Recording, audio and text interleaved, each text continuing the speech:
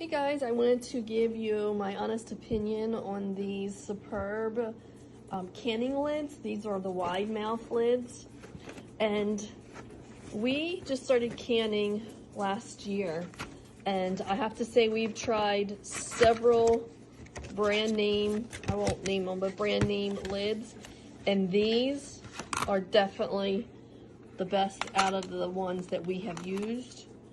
These have the blue around the outside. They're very strong, they're not thin. And these seal wonderful, and they have kept their seal. We have others that have been in our canning closet for a month or so, and we go back and the seals are not sealed anymore. But we have not had that issue with this brand. So I wanted to give you a review on this brand.